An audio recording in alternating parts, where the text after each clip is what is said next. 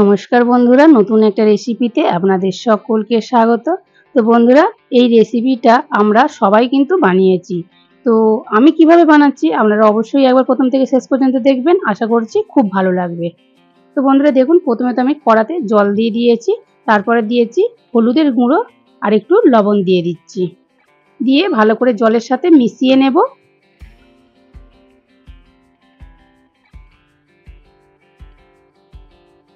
খুব ভালো করে আমি জলের সাথে মিশিয়ে নিয়েছি। তো বন্ধুরা, তারপর দেখুন বন্ধুরা, আমি এখানে বেশ বড় বড় করে মাংসের মতো করে আলু কেটে নিয়েছি, আর এঁচড়গুলো কিন্তু খুব বড় করে কেটে নিয়েছি। তো আমি একসাথেই জলের মধ্যে দিয়ে দিচ্ছি, দিয়ে একটু ভালো করে নাড়াচাড়া করে নেব।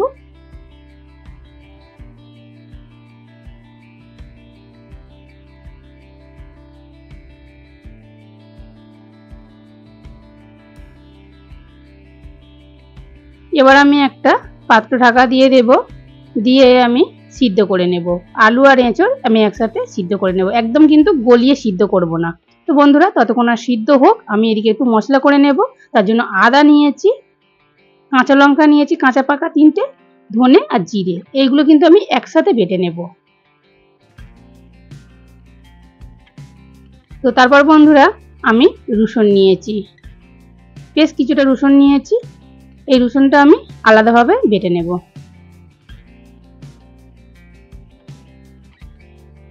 তো বন্ধুরা, এবার আমি ঢাকাটা খুলে নিচ্ছি, দেখে নেব আলু আর এঁচড় সিদ্ধ হলো কিনা।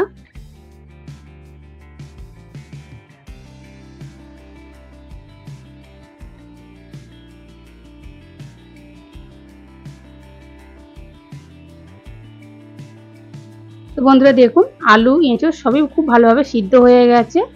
তো এবার আমি গ্যাসটা অফ করে দেব, আর এইগুলো আমি ছেঁকে নেব জল থেকে।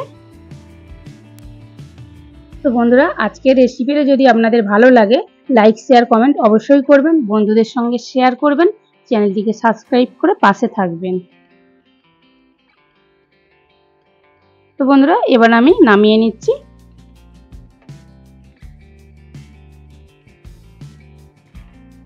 তো বন্ধুরা দেখুন, তারপর আমি কড়া বসিয়ে দিয়েছি, কড়াটা কিন্তু খুব ভালোভাবে গরম করে নিয়েছি, আর কড়ার মধ্যে আমি সরিষার তেল দিয়ে দিয়েছি।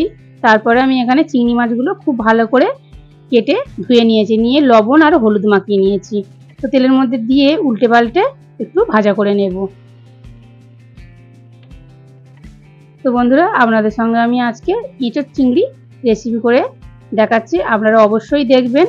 তো আমরা তো সবাই এঁচোড় চিংড়ি বাড়িতে বানিয়ে খেয়ে থাকি, তো আমি যেভাবে বানাচ্ছি একবার অবশ্যই এইভাবে বাড়িতে বানিয়ে খেয়ে দেখতে পারেন, খুব ভালো লাগে খেতে। তো দেখুন বন্ধুরা, আমি চিংড়ি মাছগুলো বেশ নাড়াচাড়া করে ভেজে নিয়েছি, এবার আমি তুলে নিচ্ছি।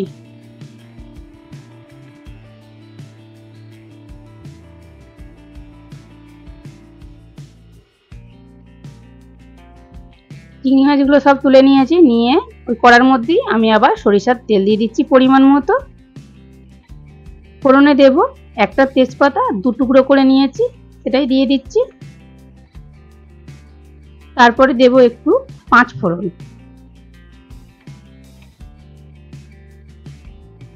ফোড়নটা একটু ভাজা ভাজা করে নেব, তেজপাতা আর 5 ফোড়ন। তো বন্ধুরা দেখুন, একটু ভাজা ভাজা করে নিয়েছি, এবার আমি এর মধ্যে দিয়ে দেব কুচনো পেঁয়াজ। পেঁয়াজটা একটু নাড়াচাড়া করে নেব।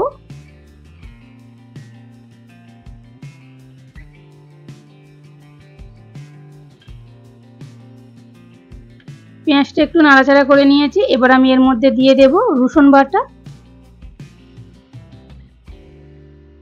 এবার পেঁয়াজ আর রসুন বাটা আবারও আমি একসাথে ভালো করে নাড়াচাড়া করে একটু ভাজা ভাজা করে নেব।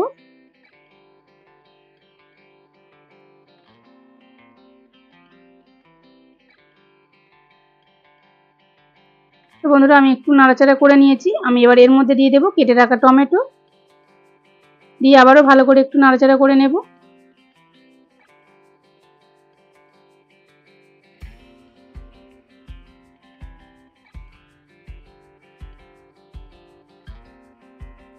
তো দেখুন বন্ধুরা, নাড়াচাড়া করে বেশ ভাজা ভাজা করে নিয়েছি, একদম কিন্তু লাল করে ভাজিনি, একটু উল্টে পাল্টে হালকা করে নাড়াচাড়া করে নিয়েছি। এবারে আমি এর মধ্যে দিয়ে দেব এঁচোড় আর আলু, জল থেকে ভালো করে ছেঁকে তুলে নিয়েছি। এবার দিয়ে দিচ্ছি, দিয়ে কিন্তু আমি আবারও কিন্তু ভাজা ভাজা করব নাড়াচাড়া করে।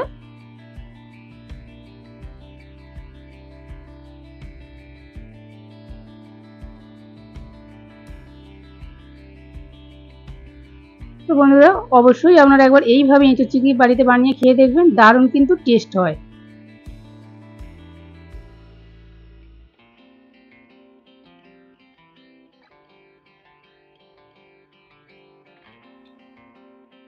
তো দেখুন বন্ধুরা বেশ নাড়াচাড়া করে কিন্তু আমি ভাজা ভাজা করে নিয়েছি। তো আমি অল্প করে কিন্তু লবণ দিয়ে দিচ্ছি। লবণটা কিন্তু আমি সিদ্ধ হওয়ার সময় দিয়েছিলাম, আলু আর এঁচোড় যখন সিদ্ধ করেছিলাম তখন কিন্তু দিয়েছিলাম।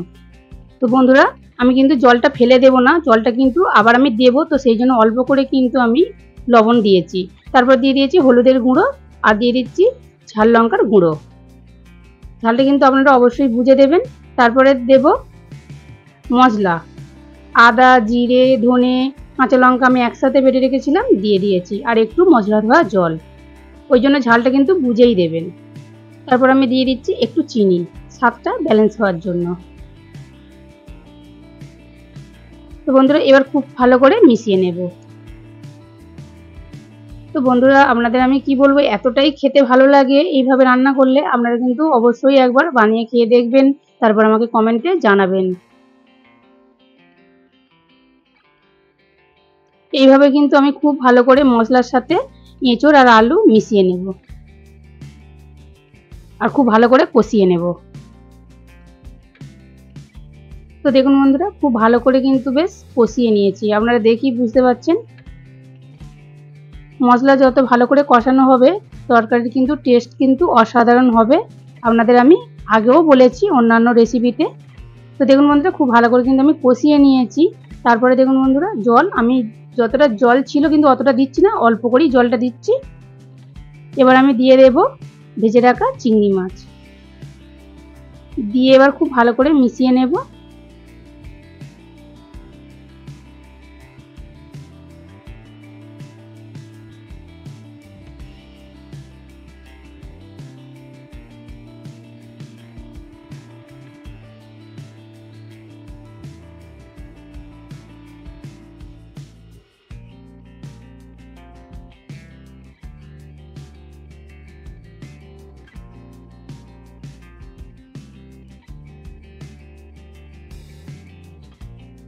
তো দেখুন বন্ধুরা খুব ভালো করে নাড়াচাড়া করে মিশিয়ে নিয়েছি। এবার আমি একটা পাত্র ঢাকা দিয়ে দেব, দিয়ে বেশ কিছুক্ষণ ফুটিয়ে নেব।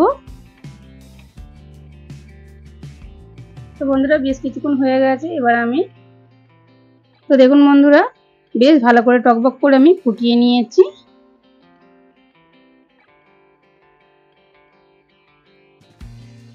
আর এঁচোড় আর আলু তো খুব ভালোভাবে সিদ্ধ হয়েই গেছে, আপনারা দেখেই বুঝতে পারছেন। তো যেহেতু অনেকটাই ঝোল আছে তো সেই জন্য আরেকটু রান্না করে নেব। তো বন্ধুরা দেখুন আমি একটু গরম মশলার গুঁড়ো দিয়ে দিচ্ছি, তারপর দেব ধনেপাতা কুচোনো। এবার একটু ভালো করে মিশিয়ে নেব।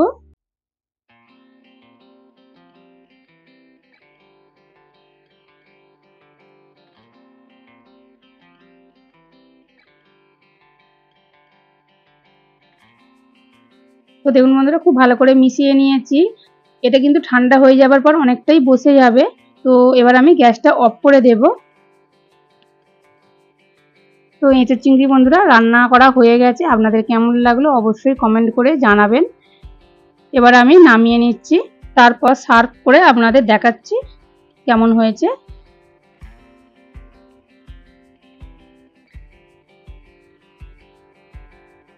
তো দেখুন বন্ধুরা ঠান্ডা হয়ে যাওয়ার পর কিন্তু কালারটাও বেশ সুন্দর এসছে, আর দেখুন কত সুন্দর অনেকটাই কিন্তু বসে গেছে,